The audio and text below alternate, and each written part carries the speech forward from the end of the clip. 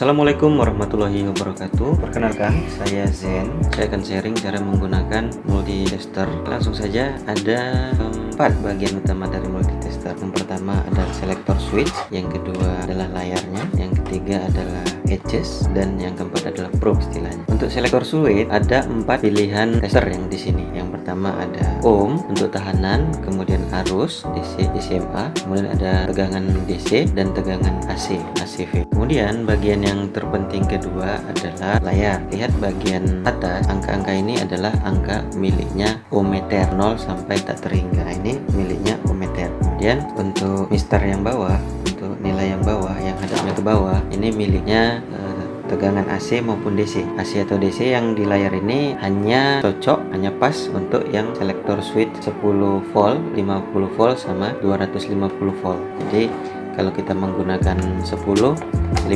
250 DC atau 10, 50, 250 AC, maka kita tidak perlu lagi membagi atau mengalih-alihkan. Jadi kita pada selector switch 10 kita cukup lihat skala 10. Jadi skala 10 itu dimulai dari 0, 1, 2 sampai 10. Kalau dia 50, dia akan dimulai dari 0, 10, 20 sampai 50. Dan setiap garis kecil ini punya nilai 1, 1, 2, 3, 4, 5 sampai 10, 11 sampai 20. Jadi mistar ini 1 sebenarnya, tapi memiliki 3 arti. Itu juga dengan 50. Jadi kalau selector switchnya 250, maka satu garis kecil bernilai 10 volt. Kemudian ada dua pengaturan, ada dua edges di sini. Yang pertama edges untuk sebelah kiri, biasanya untuk tegangannya. Jadi harus dipaskan ke 0 yang sebelah kiri. Ini di edges melalui trim. Ini bisa di edges, bisa ke kanan sedikit atau ke kiri. Kemudian edges yang kedua yang ini. Yang ini untuk kalibrasi. Kalibrasi itu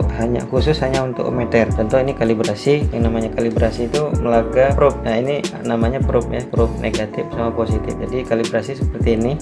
Bagaimana kalibrasi ini? Inilah ketika kita temui tidak pas 0, kita adjust ke 0. Oke, ini ya seperti itu. Apakah adjust ini cukup sekali? Ternyata enggak bisa sekali adjust. Contohnya ketika ini kalinya kita ganti. Ini harus kalibrasi lagi.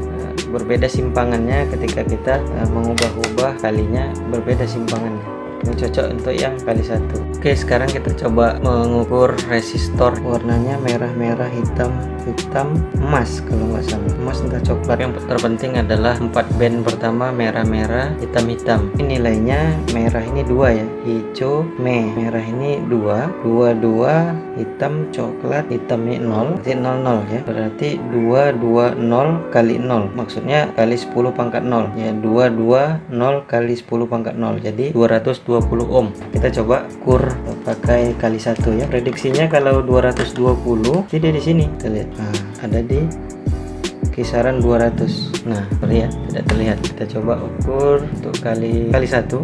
Ini pasti di kisaran, jarumnya kisaran situ. Itu di kisaran 200 ya. Tapi kalau mau lebih akurat ya kita harus naikkan ke kali 10. Berarti dia harusnya di sini ya, 220 di angka 22. Ini kita kalibrasi dulu, kemudian kita ukur lagi.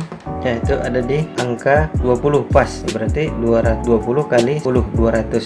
Nah, itulah kekurangannya untuk alat analog, biasanya seperti itu. Jadi tidak terlalu pas sekali. Sekarang kita coba mengukur tegangan baterai ini. Baterai ini tertulis 1,5 volt ya. Untuk skala 10 sudah cukup ya, dia sekitar di 1,5. Ini 1 berarti di dekat 2. Jadi dia di dekat 2 sini ya, hampir ke 2 ya, karena alat ukurnya juga nggak terlalu pas, 1,5 volt untuk selector switch kali 10.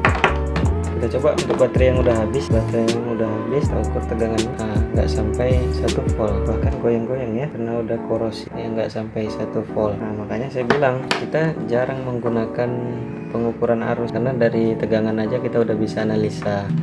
Dan cara mengukur arus juga berbeda, hubungannya seri ya.